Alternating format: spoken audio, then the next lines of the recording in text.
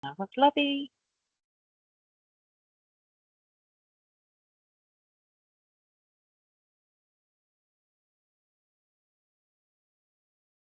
Brilliant. Oh, we have Aria. Brilliant. Welcome, Aria. We have just started. Everybody's just pressing their cameras back on again. One more in the lobby. Thank you, whoever's letting everybody in. Thank you, I much appreciate it. Okay, so let us start. Hello and welcome to our AIESEPConnect today. For those of you who have never been to one before, AIESEPConnect is our name for our global outreach program. It provides a lovely space where members can engage in critical hot topics that are linked to our core mission of AIESEP. So we try and do this monthly, normally towards the last week of every month, like our little 1 hour session to focus on a topic that's chosen by our speakers. So today I'm also really proud for two reasons, because I act as the chair of the Early Years SIG, so this is actually coming to you from the Early Years Special Interest Group, and also with our specialist experts in aquatic literacy. So you get to have me a little bit twice, which is super. So AIESEP is deeply committed to fostering an inclusive, equitable and diverse environment. So I just need to let everybody know that the views and opinions expressed by our speakers today are all of their own and do not necessarily represent the views or policies or positions of AIESEP. And we also thank very much Risto for allowing us to have this recorded for the podcast, for playing with research in health and physical education. So some of our speakers might also describe what's on the slides, because it's becoming part of the podcast as well as being on our AIESEP YouTube. I also have to remind you that the AIESEP 2026 Taipei is coming up, and they have extended the early birds. So if you haven't quite decided if you're coming to Taipei, there's still opportunity for the early bird price. And don't forget your AIESEP membership, because we'd love to keep you updated with everything that's going on from our sort of monthly newsletters and get you involved in as much as possible. So we're moving to today, which is all about aquatic literacy.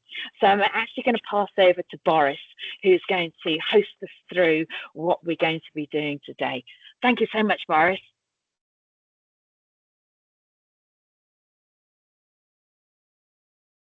Thank you, Kristy, for this this introduction and for introducing this new AIESEPConnect. So I'm just going to do a short introduction to that that connect about what we are going to speak, and then I will shortly let the floor to the first presenter. So in the current economic climate, access to the swimming pool is becoming increasingly difficult, and the development of swimming skills during childhood is really under threat. It's not just a question of giving importance to water safety, education for children, but also of opening up opportunities for personal development through the process of aquatic literacy. To achieve this, we really need high quality practice based on solid scientific foundation. So this is briefly the objective of this AIESEPConnect.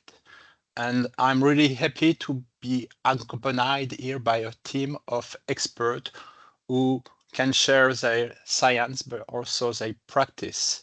And they have a lot of quality things to share. So thank you very much for everybody to being here. And I will directly now give the floor to Leah, who will start to talk to us about the concept of aquatic literacy. So Leah, the floor is yours. Yes, can I share my screen? Yes, I think that you are able. Just look on the arrow in the right corner. You see? one next to the leave button. So don't press the leave button. It's just right at the top, or it should be. Tu vois le signe partagé au-dessus à droite? Oui, mais je partage, mais je sais pas, ça... Hop. J'arrive pas à... Ça me demande d'accepter, mais ça marche pas, Boris. Vous voyez pas mon écran? No, right now we don't have. So Kristy, can you be sure that she has the presenter authorization? Yes, it's not locked down. Everybody should be able to share. And let me... When I click on share, Kristy, it's asking me to allow the share, but nothing is coming. So. I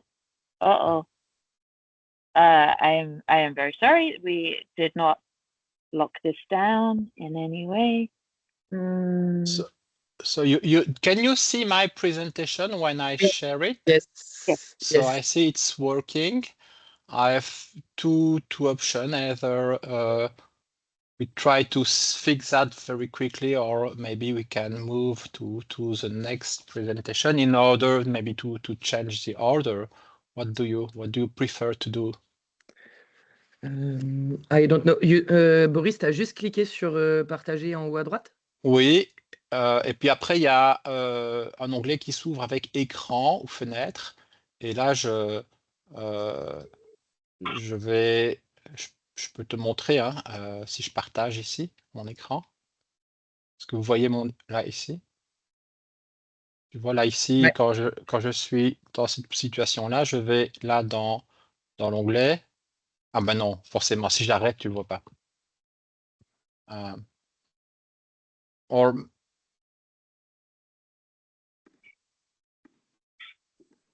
How can we manage it? Maybe we can move to Kristine presentation. Maybe Leah, what you can do is to Can I share? to send the presentation to somebody else, Yes. and then you just ask to move to the next slide. Yes. So Kristine.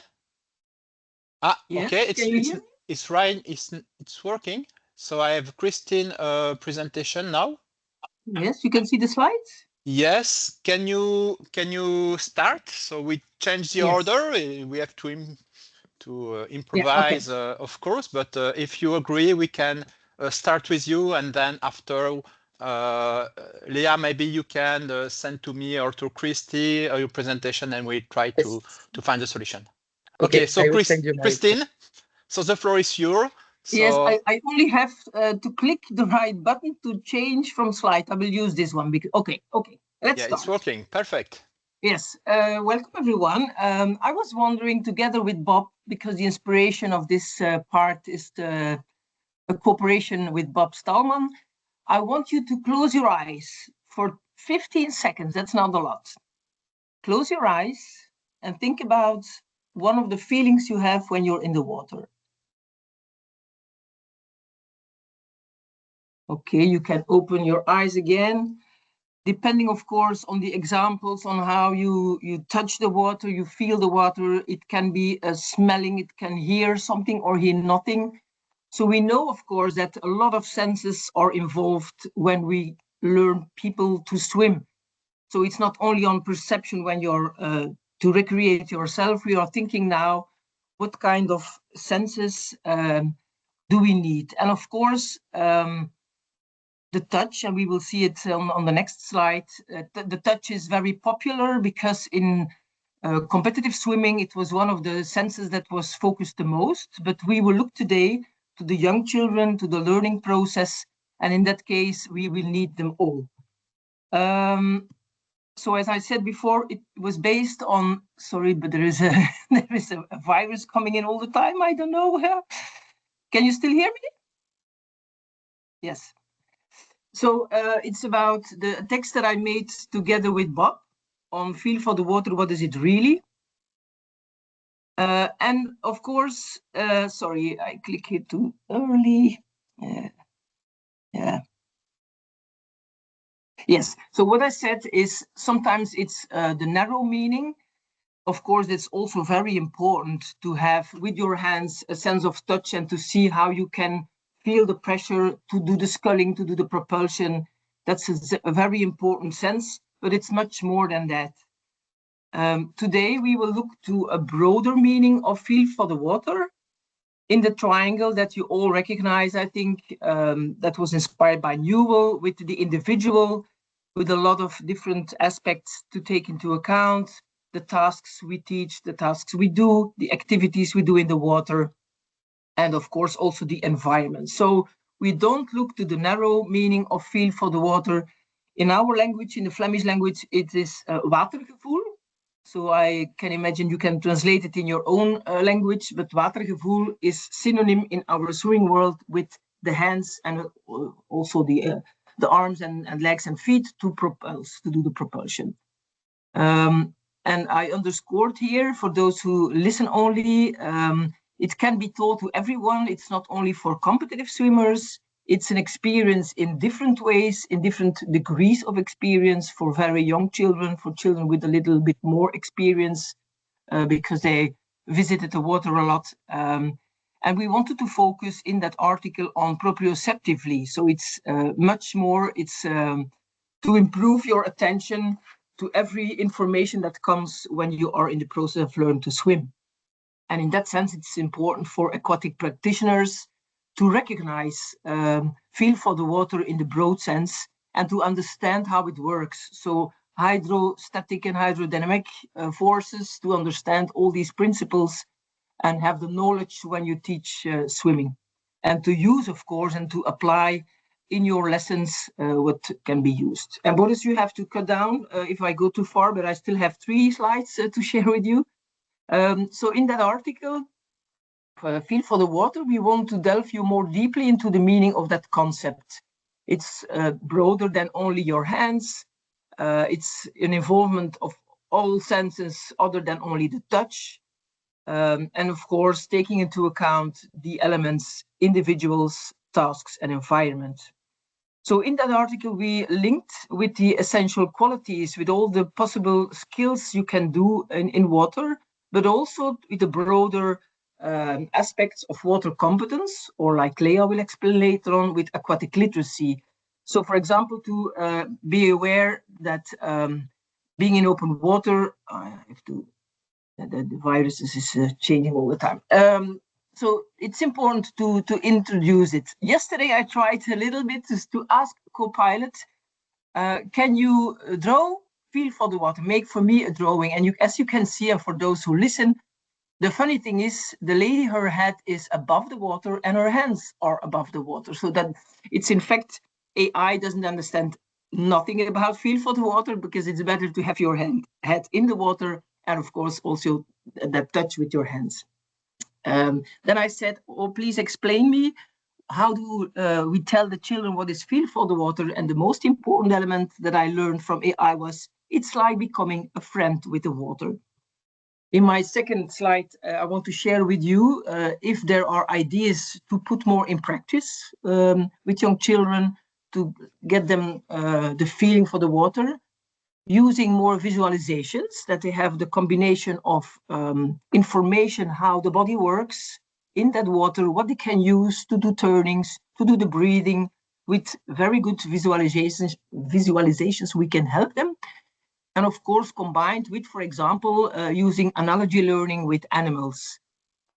It's good that we all check if in our swimming instructor courses, there is enough attention to these elements of having a broader approach of feel for the water, and take into account how we can implement these ideas in different target groups, on languages, but also on ages, if that differs. And my last slide, Boris, is to stimulate people who do also research on swimming for children, to see how we can find some topics to share and to do. For example, look at how competent are our teachers to understand the broader aspect of feel for the water, find good exercises for these different target groups, and stimulate them also to think about why they do that exercise, why we do some elements in the water, the aim of these exercises, but also the fundamentals like hydrodynamica, that is as background information. So this was my talk.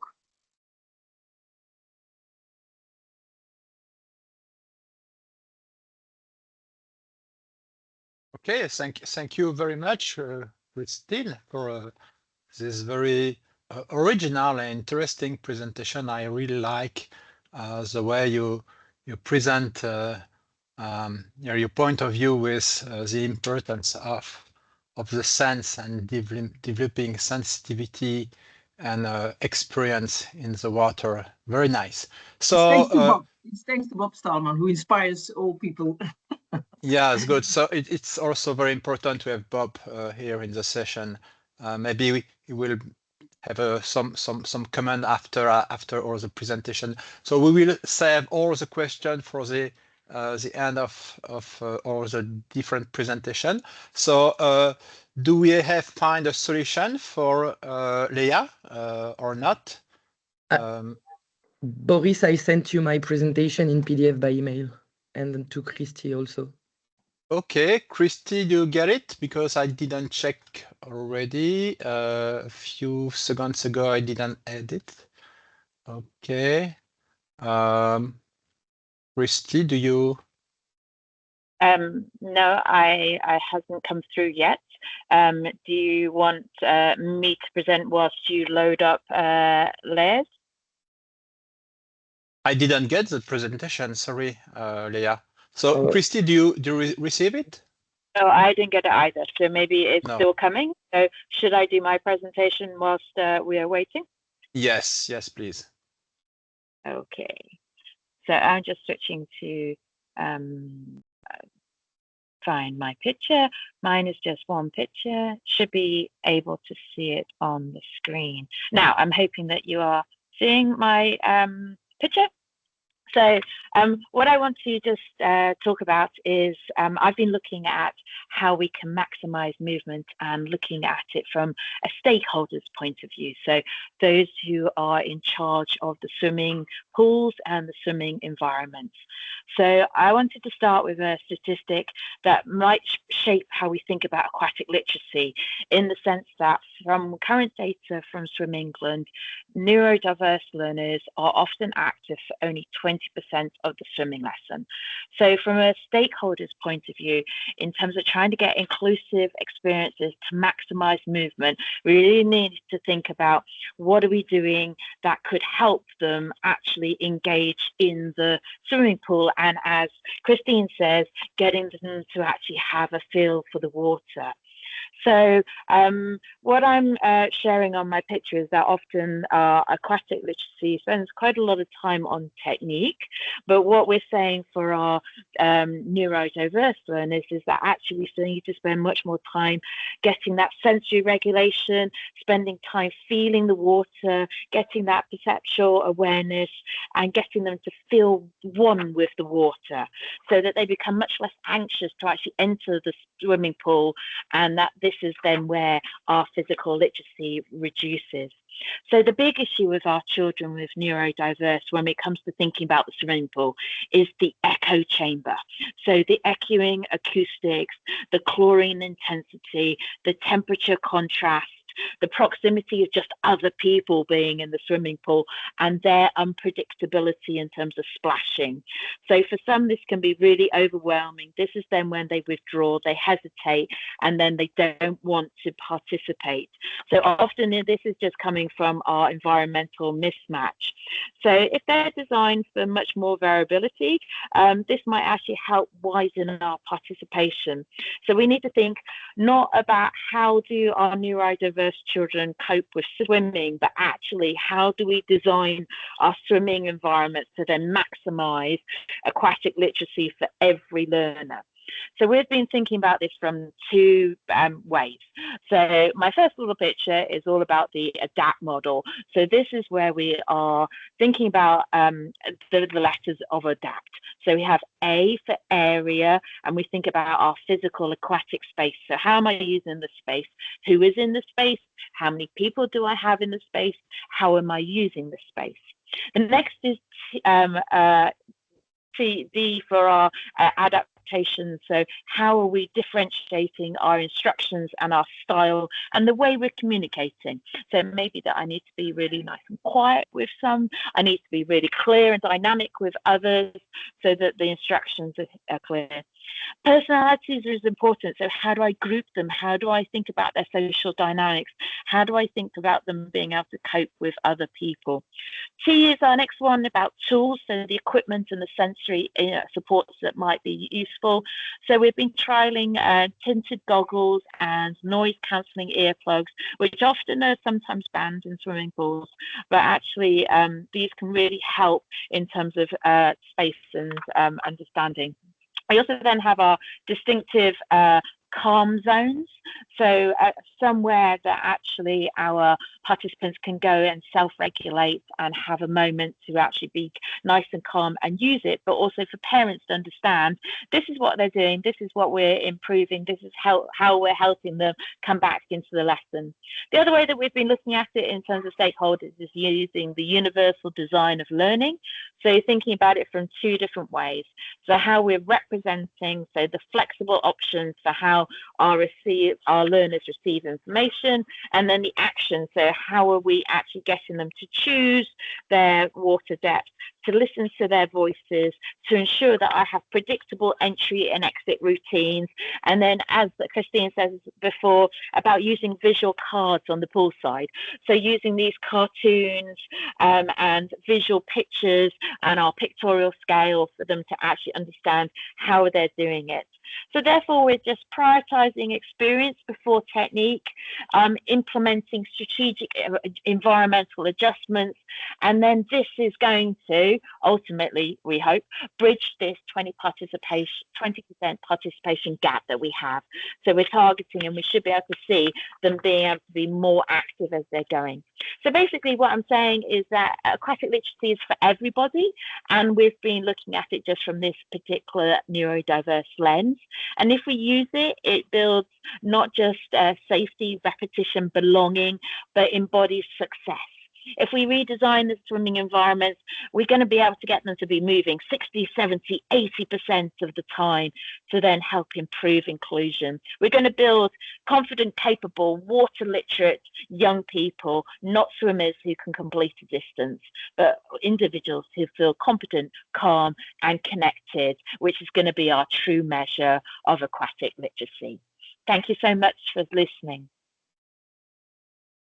Great, thank you very much, Kristy, for presenting this poster. Very, very interesting. So I'm happy to say that we have found a solution for the presentation of Leah. So now I'm going to share my screen, and you can have Leah presentation. So turn on your microphone, and let's go to your presentation. Do you see it? Yes.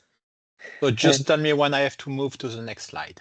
Yes, thank you very much, Boris. I think that I don't have competencies to be numerically literate. So the presentation that I will give to you today is the work of an European consortium who worked during 3 years on the aquatic literacy, and where Kristine is also involved. Boris? Yep. So before defining what is aquatic literacy from our point of view, it is really important to come back to the different health issues that are behind this concept. So as you may know, there is a big amount of physical inactivity and sedentarity rates in the world. And according to Guttold and collaborators, about 80% of the youngs don't reach the physical activity recommendation, which is the 60 minutes of daily moderate physical activity. So this alarming situation is a significant factor for non-communicable disease, and is also identified as the fourth leading cause of mortality from chronic disease. So each year, about 5 million deaths are attributed to this physical inactivity. So it is really important to give to our young the right health habits in order to practice physical activity all over their life. Boris?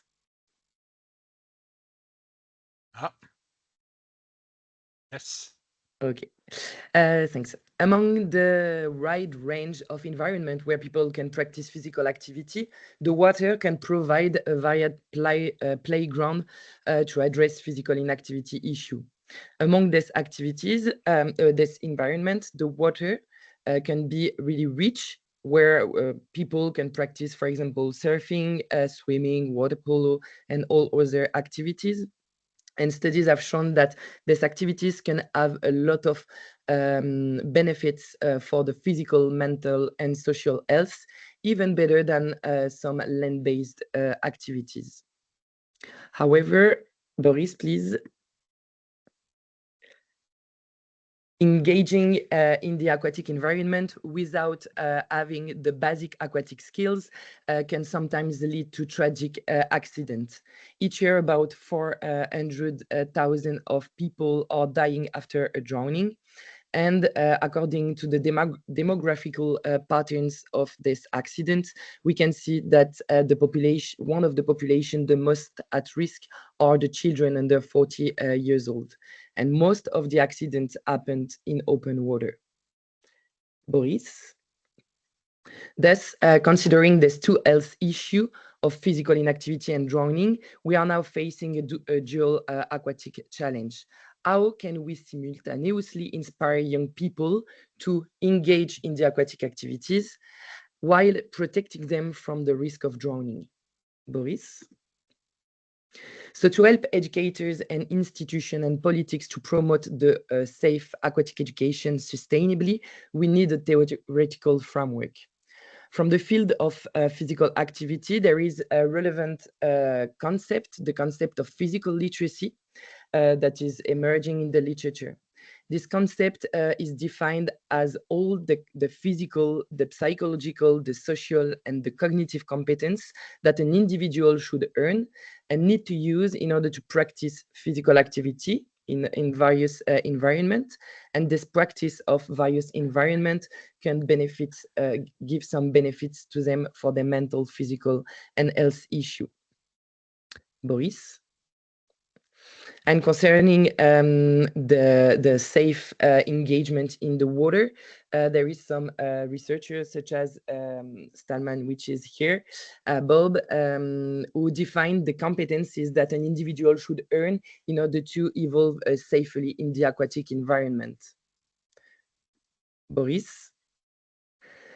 So we have two concepts, the physical literacy, which answers to the sustainable physical activity, but which don't give some clues about the safe engagement in the water.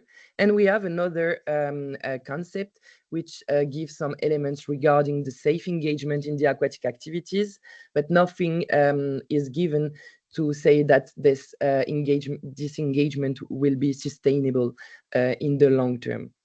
Boris? So will it be possible to merge these two concepts in order to answer to this dual aquatic challenge and to create the aquatic literacy concept? Boris? Yes, it is possible, but it's not so easy because in order to merge some concept, we need to respect some condition. The two framework or the two concepts need to be philosophically compatible, ontologically compatible, and epistemologically compatible. Boris? So in the field of the physical literacy concept, this framework is answering to three philosophical pillars that we can find in the water competencies model. The monism, so in the papers of Stallman, there is 15 competences that are closely interwoven each other's, which clearly it's compatible with the monism philosophy of the physical literacy. Concerning the phenomenology, the coping with risk competence and the self-assessment competence reflect the phenomenology that is unique to each individual.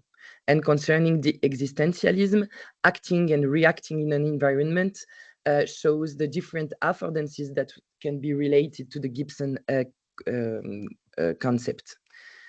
Thus, these two frameworks are philosophically compatible. Boris?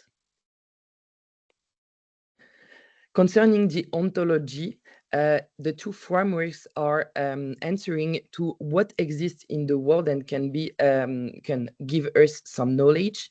And because the physical literacy and the water competence both identify the attributes that an individual need to have in order to evolve in the land or in the aquatic environment, thus they share an ontology, the same ontology, which is the critical realism.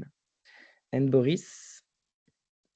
And finally, concerning the epistemology, which is the branch of the philosophy that answers to the question of the origin of the knowledge, we can see that because they are sharing the same ontology, thus they are using different methodology, but similar methodology. Boris? So in light of these arguments, we can say that these two frameworks are philosophically, ontologically, and epistemologically compatible. So we can now define what is aquatic literacy. Boris? So here you have the definition that with the consortium of ALPHAC we gave to the aquatic literacy by the fusion between the two frameworks. So aquatic literacy is defined as a dynamic state of education which enable a lifelong and voluntary engagement in a wide range of opportunities, which developed the essential motor, psychosocial, and cognitive skills. So as you can see here on the model, we have three main domains of competence that an individual should earn, but also a domain, the intertwined domain, which cross the different motor, psychosocial, and cognitive competence. And Boris, you can go to my last slide because I think that I finished the time. Again, the last one.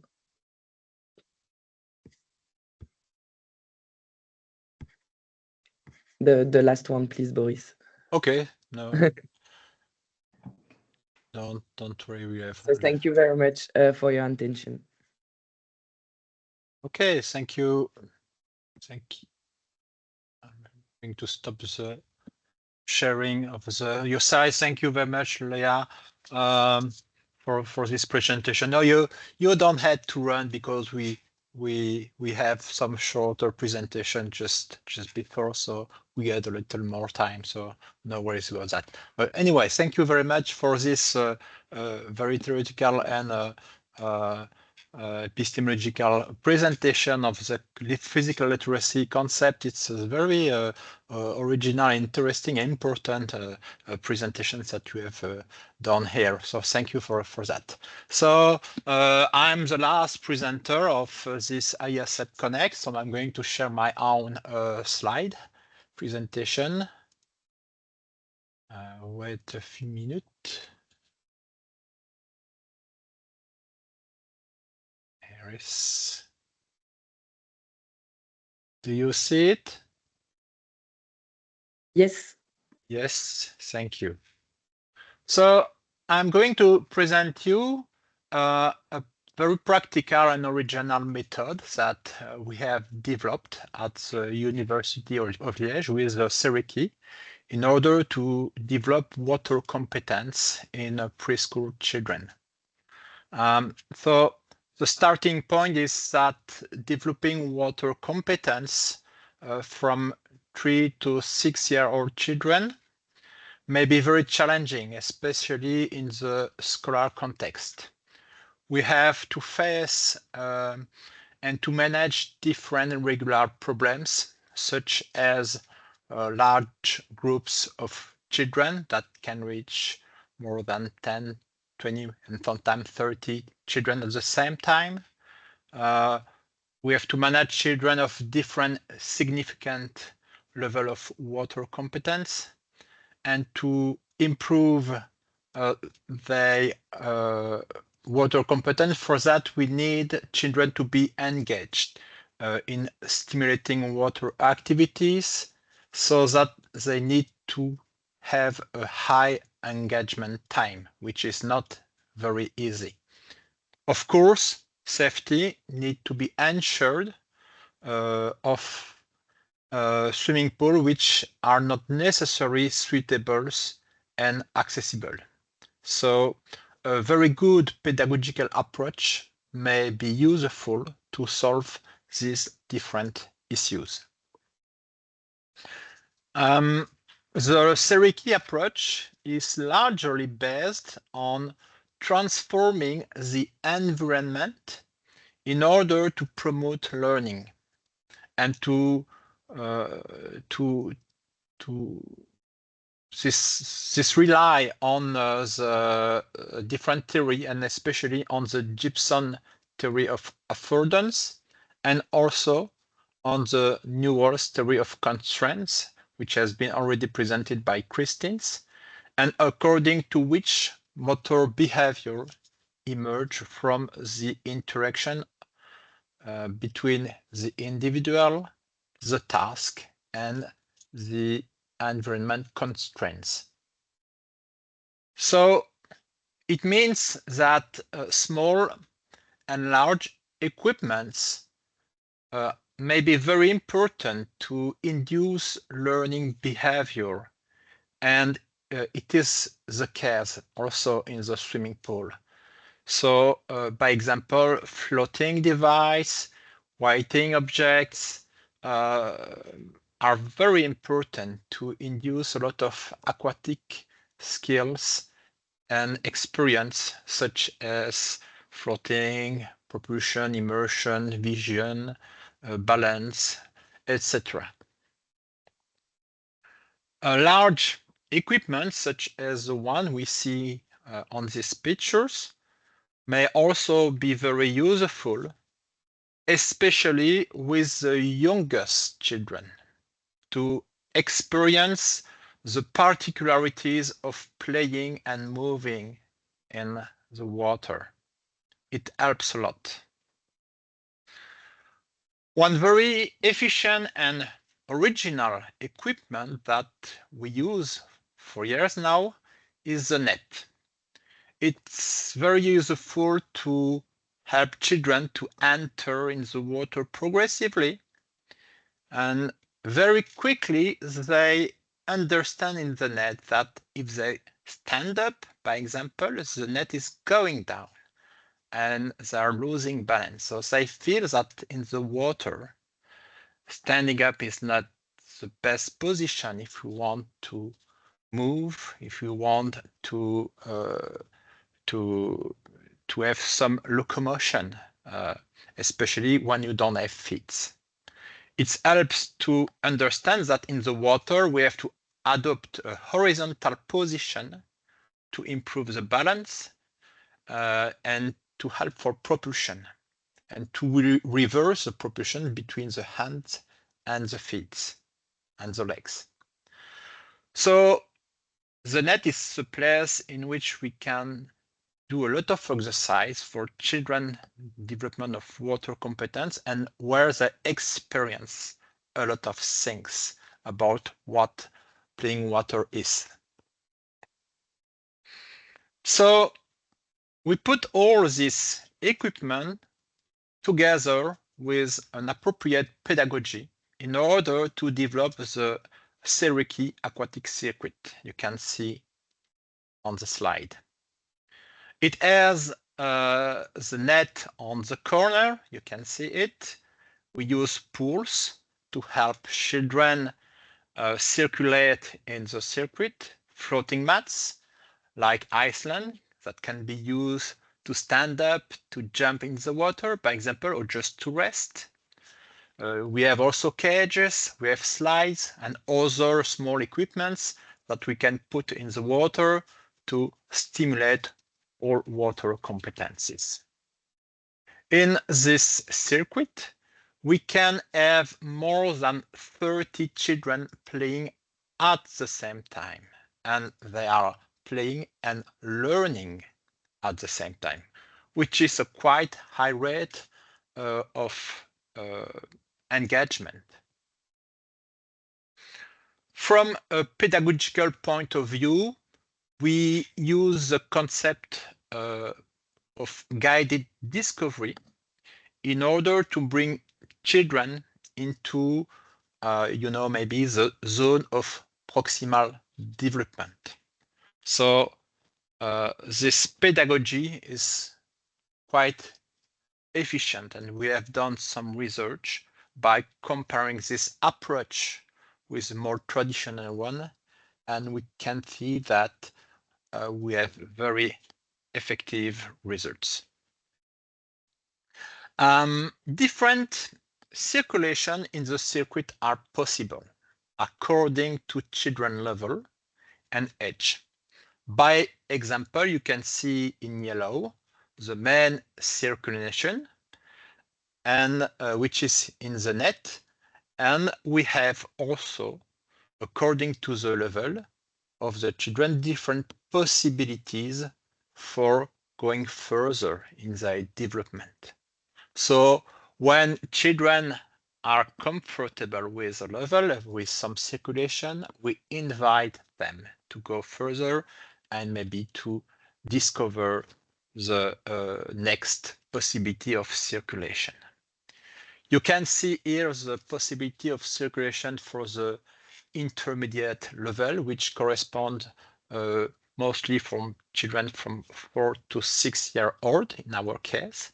And of course, when they feel comfortable with this circulation, they go further in the circuit. And we have here the possibility of circulation for the advanced children, which is much more challenging activities with new possibilities, new equipments. So we can organize a circuit differently, and it can be achieved according to the context or to the period of the year. And here is, by example, an organization in which one part of the circuit is situated in the deep water. So it's a challenging situation for those who are already familiarized with the water, but who are not already able to swim. But it's very important for them to experience what deep water is. Of course, such a circuit needs experience to manage children learning and to guarantee children's safety. So we have to place teachers, lifeguards at the very strategic places. And we can see here some pictures showing these kind of strategic places according to the organization of the circuit. Quite recently, we have the idea to develop a testing battery in order to assess water competence in the situation of learning, so in this circuit. This project was the one of a master thesis, and we have had some promising results. Children had to try the circuit, different loops with an increased level of difficulty. And when they were able to achieve one loop, they can go to the next loop, which is more difficult. And in each of the loop, you can see the picture on the right, we have different exercise in which we can validate if they are able to achieve that specific activity we ask them to achieve. And we were able to assess up to 30 children in 30 minutes, which is very challenging. It's promising, however, it needs to be very well trained to that concept of water competence assessment in situ. So further research are still needed, of course, to validate this concept and confirm that it's really variable as well. So in conclusion, this Sereki aquatic circuit is interesting as it offers an affordable environment which is effective to develop water competence in early years. And the circuit pedagogical approach has demonstrated to be a very suitable and efficient way in that particular population. However, this approach needs expertise in organization, in pedagogical approach, and in security management. it offers new possibilities also for water competence assessment in the learning situation, which is very interesting and would make easier children follow up. So thank you very much for your attention. And so much now, brilliant presentation. So yes, I will let the floor to Kristy to manage all the questions. So thank you very much. Thank you, Boris. So I just wanted to clarify for those who might be listening rather than those who are watching Boris on the podcast, that your beginner's circuit was all about entry, immersion, balance, and horizontal position. They then moved to intermediate, where the more focus was on breathing, propulsion, and entry to sliding. And then in your deep water for your advanced was more about immersion, sliding, jumping, and entry. My question for you is, how do you transition them from a beginner to an intermediate and an intermediate to a deep using your playing and learning pedagogy? Very interesting questions.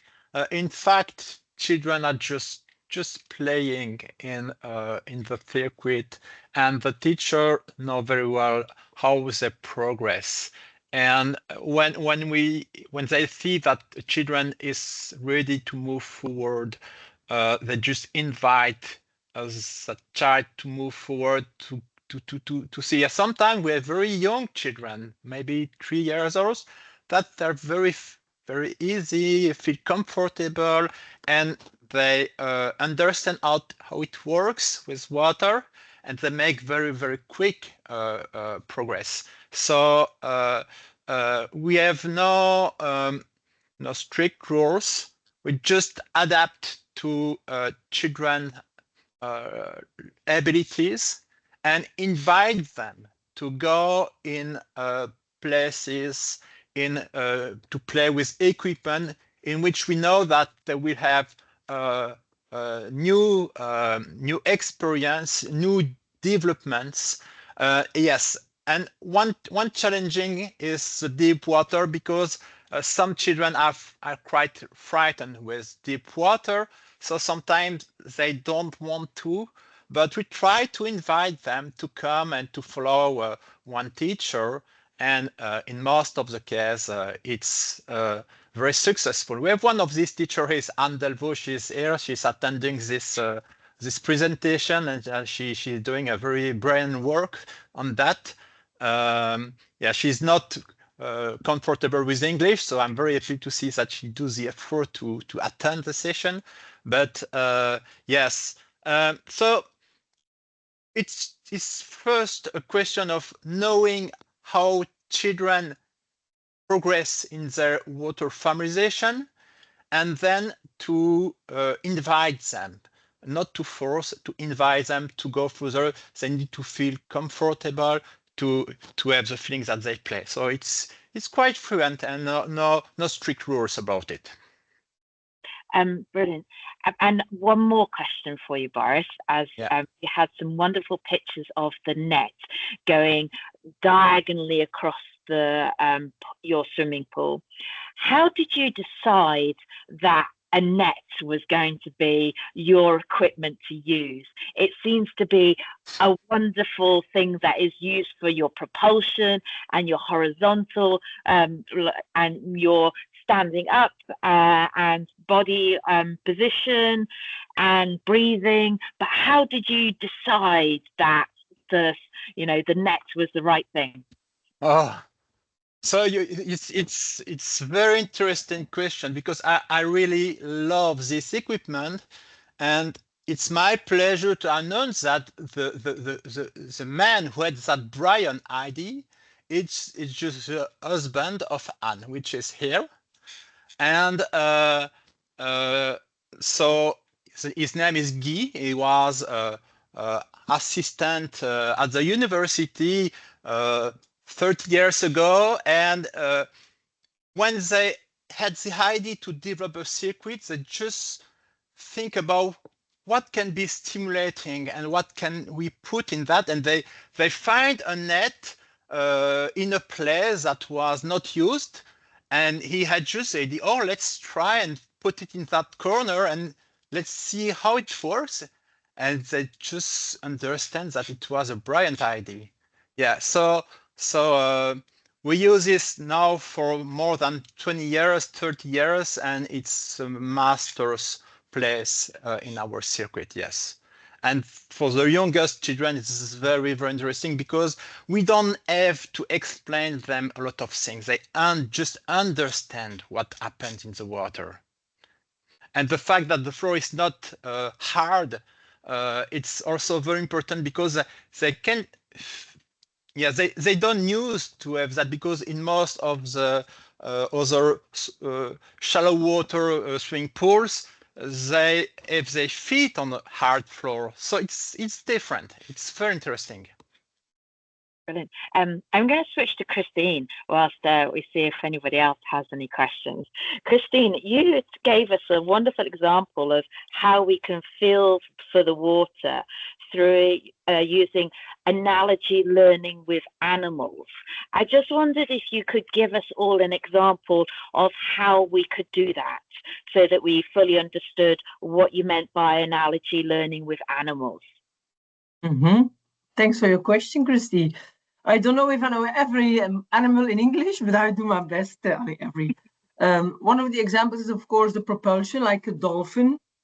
Then you can explain the water is coming on your feet, but also on your body if you move. So if they can see a picture where they see moving, how the dolphin is moving, they understand the propulsion, but also the perception, how they move. But also, for example, on rotations, there are a lot of animals.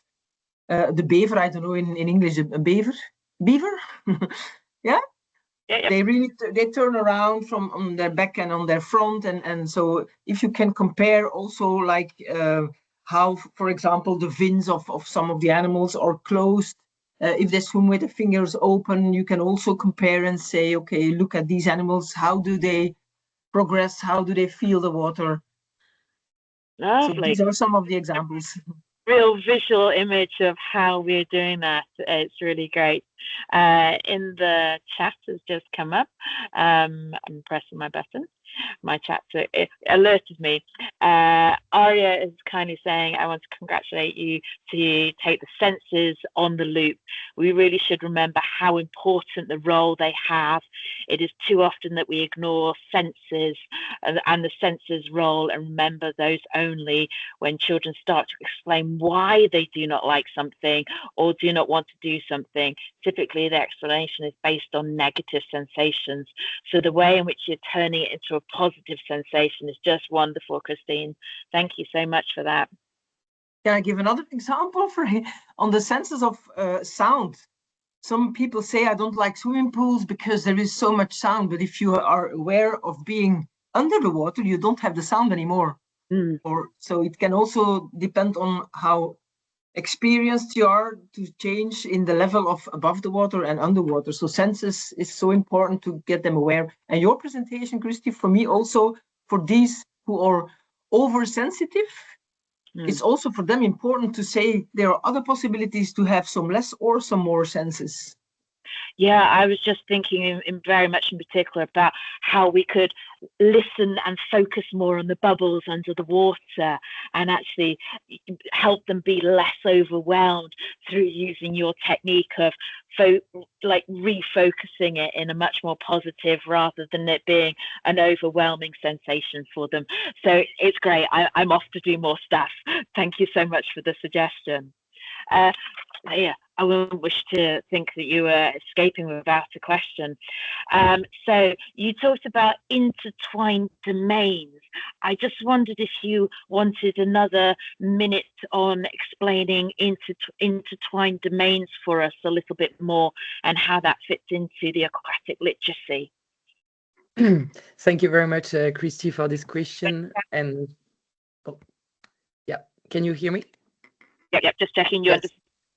Perfect. Yes, the intertrain domain is for us one of the most important in the model because it's merging the motor competence, the psychosocial, and the cognitive. The items that we placed behind this term of intertrain domain is the risk perception, the risk coping, the perception awareness, and all the competencies that are needed when you are facing like a drowning situation.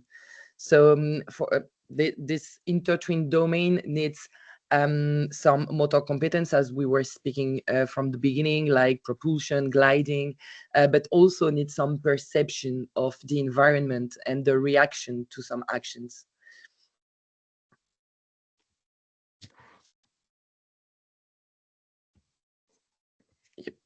Is it answering? Thank you. Yeah, thank you so much for explaining that a little bit more. That's brilliant. Unfortunately, our time is almost up. So I will have to close our wonderful discussion on aquatic literacy and how it's developed from the early years and unpacking the why and the how. Thank you so much to Boris for organising us all. Thank you to our presenters for coming and presenting. And thank you so much to our listeners, both live with us and on our recorded versions too. Our next AIESEPConnect is in March, where we will be looking at the UK physical education curriculum review and what has been happening between the 4 countries of Scotland, Wales, Northern Ireland and England. So I just want to say thank you all so much again for today. Thank you to our presenters. Big round of applause to all of them. And I'm sure our presenters they put up all of their contact details. If you need to get in contact with them with any more questions, please do so. Otherwise, thank you so much for joining us and have a wonderful rest of the day. I'm just going to stop the recording. Thank you, Kristy. Thank you very much for managing this. See you. Thanks a lot.